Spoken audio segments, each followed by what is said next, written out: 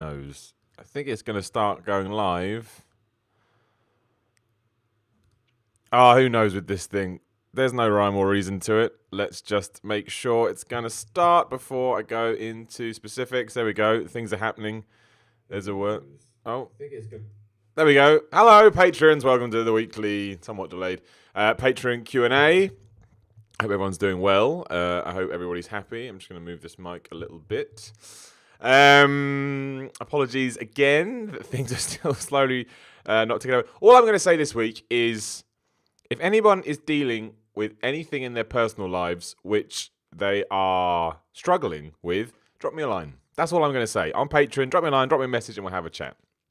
That is all we'll say for now, because we should focus on other things rather than go over that every time. Hi, Thomas Beasley in the comments. Hi, Miller. Hi, Thomas. I hope you're doing well. Hope you're having a good Friday, right? Yeah, it's Friday. WrestleMania in 2 days. Where the hell did that go? We're in April already somehow. No idea how that happened. So we've got some questions to answer. There will be a couple of podcasts before WrestleMania, in case you're interested. I am definitely going to get that done. I'm not going to let that pass me by. So keep an eye out for them. And then, hopefully for Monday we can just start getting back into a normal routine. But let us answer some questions. And we'll start with Man That You Fear, my boy. With the ex-BioWare lead coming out saying it was BioWare's choices to implement loot blocks into their game, Anthem, and not EA, what's your thoughts on why a dev would undermine their game's experience? I mean, it's understandable for a publisher, but the dev, for me, that's like an artist standing in front of their painting the entire time it's on display. Well, the problem with loot boxes is, not aside from, but I mean, when they do well and don't get the kind of controversy that Star Wars Battlefront 2 got, they make loads of money. And I can imagine, I don't know who said that within BioWare, but if you think you could, the other thing as well is, if you are an artist, you probably think you can come out with a way to implement them that's not going to be controversial, not going to piss people off, but also make you a lot of money. And that's what it's all about, right? It's all about making cash at the end of the day. So that is what I probably assume he thinks he can do. I mean, I don't know any information about the loot boxes. I don't know what they're planning to do. I don't know. I mean, look at Overwatch, right? Overwatch makes a ton of money from loot boxes, but no one says anything because everybody's happy with them. And it was mostly just stuff like Shadow of the War or Battlefront 2, which caused the problem. But if he thinks he can make cash out of it, I mean, BioWare, ever since Dragon Age 2, really have gone off in a direction that the Mass Effect trilogy was good, didn't like Dragon Age 2, did not like Dragon Age Inquisition, and Anthem doesn't look, Andromeda was balls, and, Anthem does nothing for me. So for me, they've just gone off in a direction I'm not interested in, which is a shame, because at one point they were my favourite developer. Or at least one of my favourite developers. But we'll have to wait and see. I mean, maybe they've come up with a way to, integrate them into Anthem, and it's not too bad. Like I said, like Overwatch. That's all I can think about. And there's every chance that maybe it was EA's idea, but somebody in BioWare's happy to take the heat after everything happened with Battlefront 2. I don't know. I'll look into that story. I didn't know much about that. Tom Anson, my other man, how's something? Hope you're well and things are back on the way up. Well, we're getting there. Ups and downs, lol. Do you think we'll ever reach a point where games cannot look any better and we stop developing new consoles? Probably not, again, for the same reasons as before, because, people like to make money. But no, I think technology, what we'll never get, well, no, we may do, but I don't think we'll ever get as big a jump as we did from standard definition to high definition. Because remember when you first did that, it was like, boom, you've got a brand new TV, it's massive, it's huge, they're thin. At the back, CRTs were dying. I can't see, unless they come up with some crazy technology that I can't even fathom right now, I can't ever see there being that big of a jump between the Xbox original and the Xbox 360, or the PS2 and the PS3, because that really did bring a whole different experience with it. But they will always come up with things, even if they turn out to be gimmicks, where they try to justify releasing a new thing. So, 3D was something, didn't really work. Now we've got 4K TVs. That seems to be doing a bit better. So, yeah, I think that I think they'll always come up with something. It's like there was a quote I don't know what I'm looking for. I used to have it written down somewhere. But when the TV was first invented, somebody said, that's it. We've invented everything we're ever going to need, and that was like in the 1900s or whatever. And obviously, look how far we've come since then. So no, I think they'll always come up with things to invent, or technology they can work into a console to justify. Like even with something like motion controls, right? That became a thing for a while, and people were trying to make consoles based on that. Didn't really work out long term, but So no, I think we'll always do it. The Lord of Leisure, other man. Hi Simon, hope you're well. More than anything else, just take it easy and we'll catch you later. That is a very nice message. A lot of people have sent me messages like that as well. I won't name them individually, just in case they don't want to be named. But I do really appreciate it all. I'll be the first one to admit, slightly embarrassed about everything that's happened recently. It's kind of terrible that you can get knocked so badly. I don't know. I can't think of the right words, but I do appreciate everybody reaching out. It gives me a little boost each time, because yeah, it's just nice. I mean, we don't know each other per se, but the fact that you still think, oh, just give him a little message means a lot to me. So thank you very much. Mariam Mohammed, with your usual loads of questions, which I always enjoy. What items of yours would someone need to use in a ritual to bring you back from the dead? That's a good question. All right, so what do I love? Well, one of my guitars, probably my ESP LTD 351, because I love that thing. What else? My Batman collection. I got a big Batman collection. It's all in a box, so you probably need that. I think 4 things is good. Yeah, so my ESP guitar, my Batman collection, my WWF Winged Eagle title belt, because I just saw it over there, and the Miller Report puppet, because then you kind of got some voodoo stuff going on. So yeah, they're my 4 things that you'd need. So if I ever do die, I do implore everyone to, if you can, profit from my death. I mean that. Make videos, make YouTube, whatever you got to do. We may as well get something from it. Weird tangent. What are things you would never do, even for a ludicrous amount of money? I wouldn't kill anybody, no matter how much money I was being paid. I probably wouldn't cause anyone any harm, no matter how much I was being paid, because I'm just not that type of person. More sort of realistic things, like, for instance, I never skydive, ever, or bungee jump, because it scares the crap out of me. However, maybe if we're sort of getting into the £1 million territory, I would consider it. What are things you would never do, even for a ludicrous amount of money? It would be tough to get me to go into space, because I just convinced the rocket will blow up and I will die, and then you profit from my death. So yeah, that would be a tough. You'd have to offer me a hell of a lot of money to the point where I'm like, well, it's just so life-changing. How can I not? So that would be up there. I don't like the idea of going to space. It doesn't interest me at all. It just seems like a terrible idea. What is the most embarrassing thing you have ever worn? I once wore a Britney Spears t-shirt. Now, I was 16 years old. I was doing this to try and wind somebody else up, but it kind of backfired on me because obviously I was wearing a Britney Spears t-shirt. But I did spend an entire day wearing a Britney Spears t-shirt one day. That was low. Otherwise, I mean, I've worn a lot of embarrassing things for videos, sort of out in public, but I guess that was a bit different. What's the weirdest thing a guest has ever done at your house? Oh, I do know. Right. So when I was a kid, we were having a big sleepover for a WWE pay-per-view that we were all going to watch. And a guy called Mark Cunningham, who I don't know anymore, he was a weird guy. And why I invited him out, I don't know. He kept spitting in my parents' flower pots because he wanted to try and wind me up. He was just like that. He was a bit of a prick, to be honest. Not a prick, but he just did that kind of stuff. But yeah, he kept spitting in my parents. I was like, stop spitting. I mean, he spat on the floor once. Oh, I was an idiot. What a weird guy. Well, yeah, that really happened. How old were you when you found out about death? Oh, that's weird. That ties in. And how did it happen? I don't know. I mean, my earliest memory of death is when I was really young. I must have been about 12, 11. And it was before you going to upper school or whatever school you're going to there. And I remember something happened where someone told me about it or something. I don't know. I can't remember the logistics. Yeah, I freaked out. I freaked out. I just went mental going, what does that mean? And I remember my dad had to feed me Madeira cake to calm me down, which is a true story. But I don't remember how it happened. I think it's just one of those things you just sort of, you get inquisitive as a child, don't you? Go, how's this, how's that? It probably was when my great-grandparents passed away. I must have asked the question, eventually got it. But I do remember being 12-ish and, yeah, freaking out. Thinking about, I couldn't comprehend what death was, and my father feeding me Madeira cake to calm me down. Stupid story. Someone had a question in the comments. Thomas, are you still sponsored by that nutrition company? If so, what are they called again? No, I stopped doing that. I decided that wasn't for me. And it was around about the same time things were going off, right? So I was just like, I don't want to do that. So I just didn't. I just stopped doing it, as you could probably tell.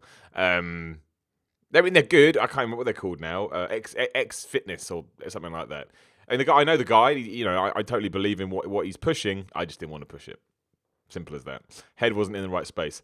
Doug Searle, you said last week that you'd pick Roman Reigns at your first WWE feud. What would your opening promo be? In other words, why would you want to kick his ass, Slaps head? Well, I think if you allowed complete autonomy over your promo, you want to touch on the whole, you're the chosen one, everybody hates you, internet hates you, I throw in Reddit in there, Square Circle hates you, because then you're just going to get everybody on your side straight away. I'd love it if somebody, because I don't think anyone's actually touched on that properly. And I hope one day they actually will do that. Like we're doing it Brock Lesnar right now, right? We're doing the whole, he's part-timer, he doesn't care, blah, blah, blah. I hope they spin that eventually and do it on Roman Reigns. I think the fans would love that. Well, it depends if they turn him properly heel, which they probably won't. Because then Roman could respond really well, like, yeah, I am the chosen one, but I'm the best, yada, yada, yada. So I definitely want to hit that angle. And I definitely slap my head. When my wrestling stuff kicks off, I'm definitely going to tie in the why and the slap in their head. This works, right? I'm going to kick your ass. Why? Here's why. And you kick their ass. Hopefully the crowd chants, here's why, which would be nice. My man Andrew, favourite game no one would expect you to like? Rogue Legacy, maybe. I did a video on that last week. I used to hate roguelikes and used to think there's no way I'd ever play them. And then I started playing Rogue Legacy because it's free on PS Plus, and I loved it. So good. Otherwise, Valiant Hearts, that Ubisoft game, I think is one of the most underrated games I've ever played. Got into Super Meat Boy. This was all through the free PS Plus games, like the Swapper. These are games I never would have played, but because they were free, I downloaded them and I fell in love with them. So, yeah. Anything else? I don't really like stuff like, not like Dota 2. I hate Dota 2. I don't understand Dota 2. Bradley Timmermeyer, good name. Favorite pre-workout drink? Well, my favorite, if I could take it and it didn't blow my brain, would be the Grenade stuff. I actually think Grenade's done a really good marketing campaign, and I do think their pre-workout's really good, but it's too much for me. So I take a non-stimulant one. It's by a brand called Anabolic Fitness or AD Designs. No, not Anabolic Fitness. What the hell are they called? It's AD Designs, right? No, that's not. Hang on, I'll find it for you, and then I can just tell you straight rather than make stuff up. So it's called the product is called AD Niter OX, so like Nitrox or whatever, and it's by AD, which I think stands for Anabolic Designs, but it's the AD Elite Series NITR-OX. It's a non-stim one, and it's really good. You still get a pump, you still get focus, but it doesn't make you go crazy with caffeine. Try and stay away from caffeine as much as I can. I'm my body's sensitive to stuff like that, so. Yes. Where are we? Rob Taylor. You've always been someone who seems to be able to put a positive spin on any situation. Yeah, usually. So I'd like to know, what are the positives you've gleaned from the rough patch you've been going through? Although painful, I'm sure in time that these life experiences could lead to some useful advice for others, e.g. Miller's Musings. Absolutely. And one of the reasons I started doing Miller's Musings is I wasn't feeling 100%, and I like to, again, attack things positively. So I thought, okay, well, I'm feeling a bit weird. I can't be the only person in the world, so maybe I can use my little platform to try and throw things back out there. In terms of positives, I've certainly learned what not to do going forward, how not to be, what not to say, how to approach certain situations, and also sometimes that doing nothing is the answer. So yeah, I have learnt a lot in that sense. It doesn't feel like a lesson at the moment because I'm still, working. My brain is still working through everything. But no, I mean, going forward, I will be a better person. I'll be a stronger person, and I'll be a smarter person. If I didn't say that, maybe I did. And the second part of the question, one more with a little edge. That's all good, Rob. You always come with those questions. I like it. I also wonder how you'd have handled things differently if you did a normal 9-to-5 job. Does crowdfunding bring in an element of complacency, intentional or not, as you're essentially your own boss? Actually, no. I mean, this getting into honest territory now, to be, throw ourselves out there. If I had a 9-to-5 job, I will be completely honest with you and say that at one point I would have had to have just been signed off. That's the truth. I had a very bad week a couple of weeks ago, so I would have to have been signed off. There was no way I was going to get. My brain was too focused on other things. So actually, doing what I've been able to do has actually meant that because I work in my own hours, when I feel better, I could get stuff done. So actually, it would have been worse the other way, if that makes sense. Now, it's still been bad this way because I've turned a lot of work down just because I knew that I wouldn't be able to deliver it to the level that I would have wanted to. So that was tough, and that's what I've got to try and balance out next week because my finances are now, eventually you start looking at, the life is still going on, Simon. You can't just stop. So that is something that I need to write as soon as I can to make sure that I can, afford to live and whatnot. But yes, I actually think if I had a 9 to 5 job, I mean, it would have been worse than it wouldn't. It would have been in the sense that was a difficult conversation to have. Look, I need to go away for a while, but they would have kept paying me, so that would have been good. But no, the crowdfunding and the way I do live my life, work wise, actually made it tougher in a way. Yes and no.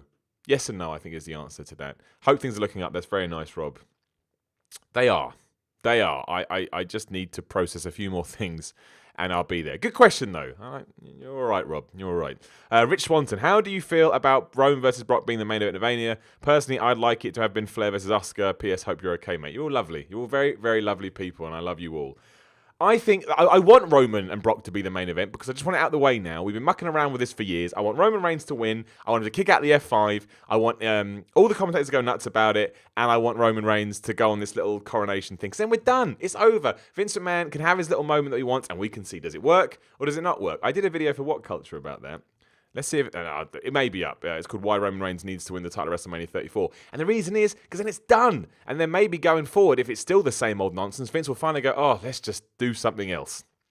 So I actually think that is the main event. I wouldn't have minded it being Flair Asuka. I think the only problem with that is they just haven't.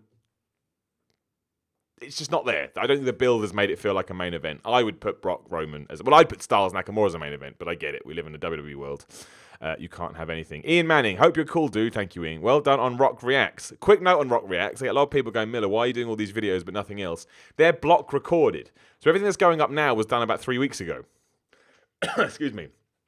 And also, as I mentioned before, the reason that whole thing started is because I was in a bad place. My mate John reached out and said, I'm just going to come up and we'll fuck around for a while. And lo and behold, it's turned into this quite decent thing.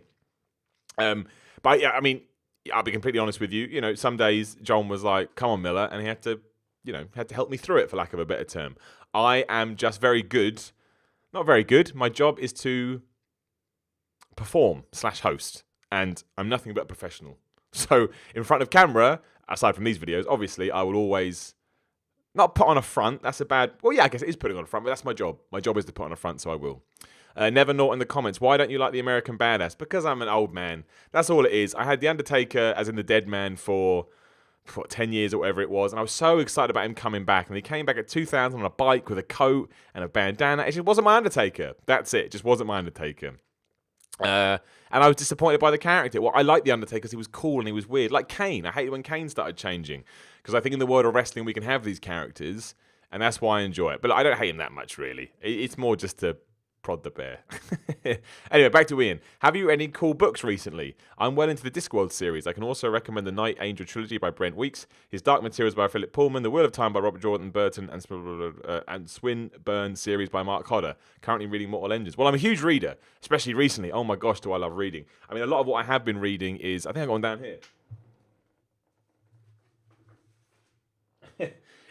It's stuff like this. Let me just make sure that shows up. I'll hold it for a while. Just so I know that it's there. I think actually, let me just hold it like that. And then I thought eventually like that. So yeah, I've been reading a lot of, self-help books basically. I'm also going through a lot of World War II stuff because I plan to go to Berlin soon, which I'm excited about.